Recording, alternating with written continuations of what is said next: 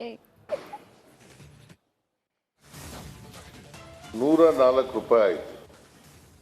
104 ಆಗಿತ್ತು, ಈಗ ಕಡಿಮೆ ಆಗಿದೆ.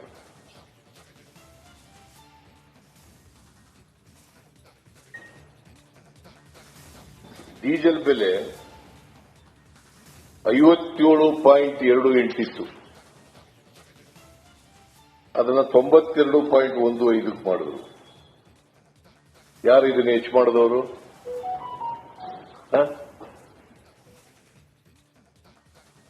ನರೇಂದ್ರ ಮೋದಿಯವರು.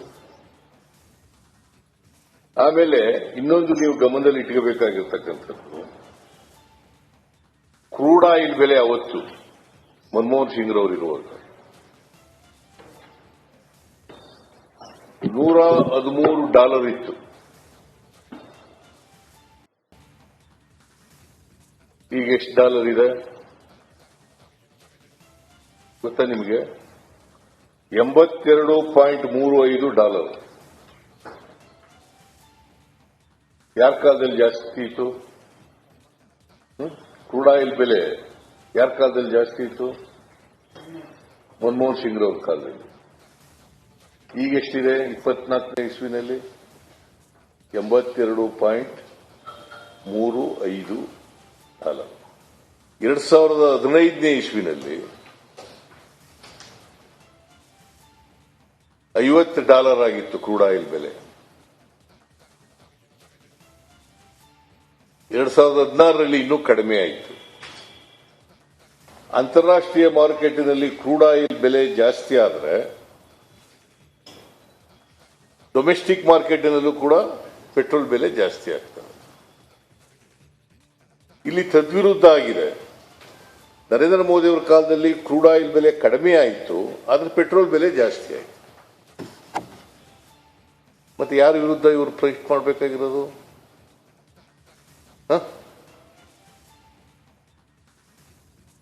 ಯಾರ ವಿರುದ್ಧ ಫೈಟ್ ಮಾಡ್ಬೇಕ್ರಿ? ಬಿಜೆಪಿಯವರು.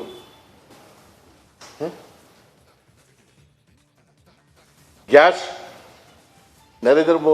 ಮನಮೋಹನ್ ಸಿಂಗ್ ರವರು ಇರುವಾಗ ಒಂದು ಸಿಲಿಂಡರ್ ಗ್ಯಾಸ್ ₹410 ಇತ್ತು. ಎಷ್ಟು?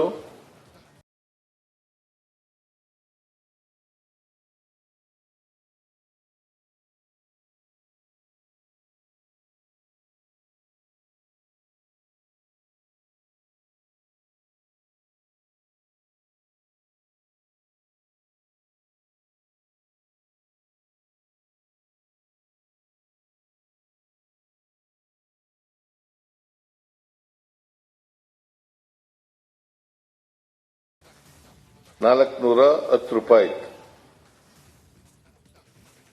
ಇಳಿಸಿದ ಮೇಲೂ ಕೂಡ ₹1,100 ಆಗ್ಬಿಟ್ಟಿತ್ತು. ಕಡಿಮೆ ಮಾಡಿದ ಮೇಲೂ ಕೂಡ ₹805.50 ಇದೆ. ₹805.50 ಇದೆ. ಇದು ಹೆಚ್ಚು ಮಾಡಿದವರು ಯಾರು? 410ರಿಂದ ಕ್ರೂಡ್ ಆಯಿಲ್ ಬೆಲೆ ಕಡಿಮೆ ಆಗಿದೆ, ಪೆಟ್ರೋಲ್ ಡೀಸೆಲ್ ಬೆಲೆ ಜಾಸ್ತಿ ಆಯಿತು, ಗ್ಯಾಸ್ ಬೆಲೆ ಸಿಲಿಂಡರ್ ಬೆಲೆ ಜಾಸ್ತಿ ಆಯಿತು. ಅದು ಯಾರ ವಿರುದ್ಧ ಫೈಟ್ ಮಾಡಬೇಕು ಇವರು? ಬಡವರ ಬಗ್ಗೆ ಕಾಳಜಿ ಇದ್ರೆ, ಜನಸಾಮಾನ್ಯರ ಬಗ್ಗೆ ಕಾಳಜಿ ಇದ್ರೆ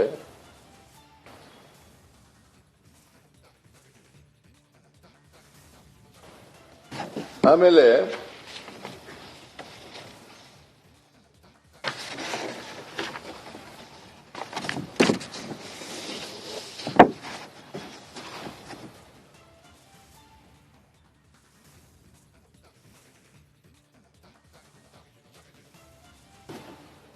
ಕೇಂದ್ರ ಸರ್ಕಾರ ಜಿಎಸ್ಟಿ ತಂದ ಮೇಲೆ, ಜಿಎಸ್ಟಿ ಆದ್ಮೇಲೆ ರಾಜ್ಯ ಸರ್ಕಾರಕ್ಕೆ ತೆರಿಗೆ ಹೆಚ್ಚು ಮಾಡತಕ್ಕಂಥ ಸ್ವಾತಂತ್ರ್ಯ ಕಡಿಮೆ ಆಯಿತು. ಎಕ್ಸೆಪ್ಟ್ ಪೆಟ್ರೋಲ್, ಡೀಸೆಲ್ ಮತ್ತೆ ಲಿಕ್ಕರ್.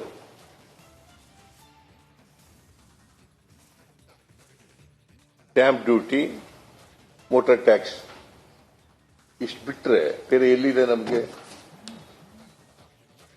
ಜಿಎಸ್ಟಿ ಎಲ್ಲ ಅವರೇ ಕಲೆಕ್ಟ್ ಮಾಡ್ತಾರೆ. ಇನ್ಕಮ್ ಟ್ಯಾಕ್ಸ್ ಅವರೇ ಕಲೆಕ್ಟ್ ಮಾಡ್ತಾರೆ,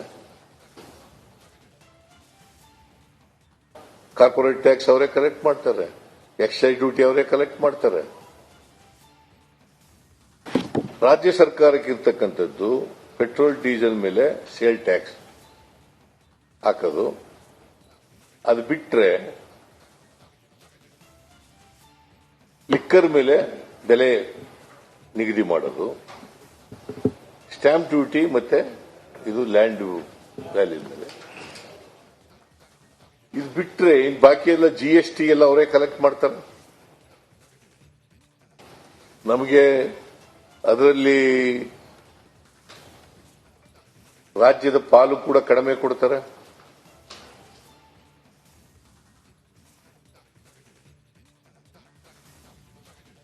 ಇವ್ರು ಬಂದ ಮೇಲೆ 14ರಿಂದ 15ನೇ ಹಣಕಾಸಿನ ಆಯೋಗ, 14ನೇ ಹಣಕಾಸಿನ ಆಯೋಗ ಮತ್ತೆ 15ನೇ ಹಣಕಾಸಿನ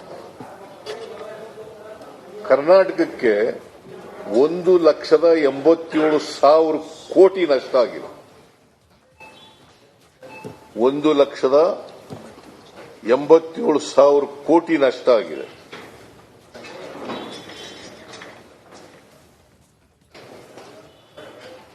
ನಮ್ಮ ತೆರಿಗೆ ಪಾಲು ಕಡಿಮೆ ಆಯಿತು. ನಮಗೆ ಕರ್ನಾಟಕ ಬರ್ತಕ್ಕಂಥದ್ದು ಕೇಂದ್ರದಿಂದ ಬರ್ತಕ್ಕಂಥ ಹಣ ಕಡಿಮೆ ಆಯಿತು. ಒಂದು ದಿನ ಪಾರ್ಲಿಮೆಂಟ್ನಲ್ಲಿ ಬಿಜೆಪಿಯವರು ಮಾತಾಡಲಿಲ್ಲ. 25 ಜನ ಗೆದ್ದೋದ್ರು ಕೂಡ ಒಂದು ದಿನ ಮಾತಾಡಲಿಲ್ಲ.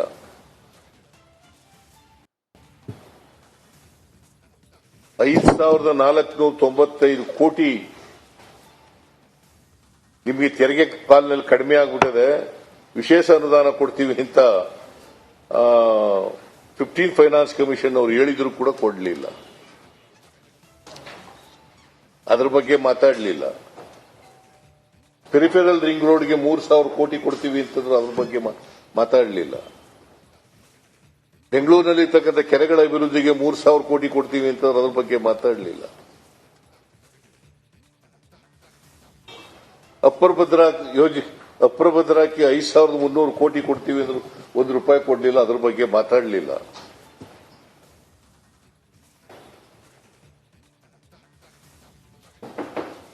ಇವರು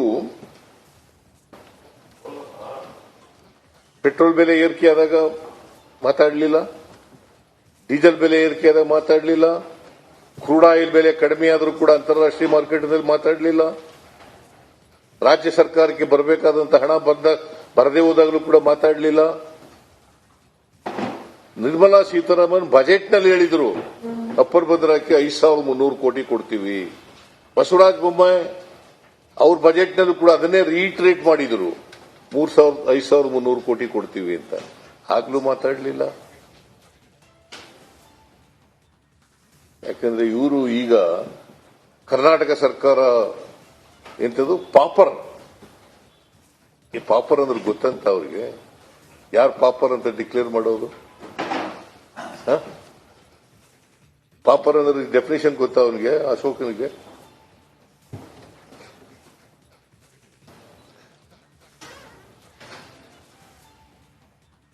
ನಾವು ಯಾವ್ದಾದ್ರು ಸಂಬಳ ನಿಲ್ಲಿಸಿದೀವ? ಯಾರ್ದಾದ್ರು ಸಂಬಳ ನಿಲ್ಲಿಸಿದೀವ? ಯಾವ್ದಾದ್ರು ಬಜೆಟ್ನಲ್ಲಿ ಹೇಳಿರ್ತಕ್ಕಂಥ ಗ್ರಾಂಟ್ಗಳಿಗೆ ದುಡ್ಡು ಕೊಡದೆ ನಿಲ್ಲಿಸಿದೀವ?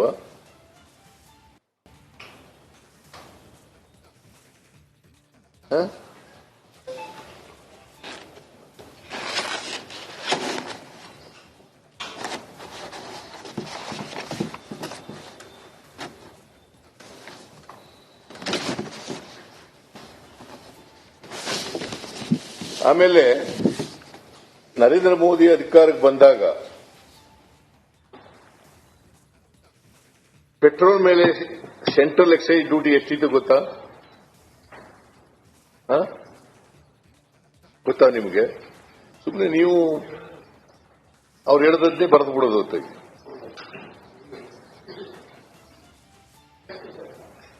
ಎಷ್ಟಿತ್ತು?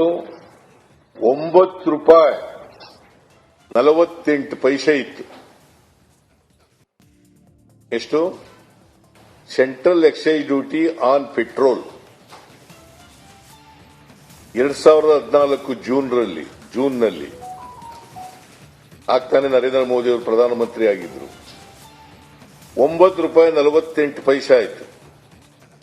ಮೇ 2020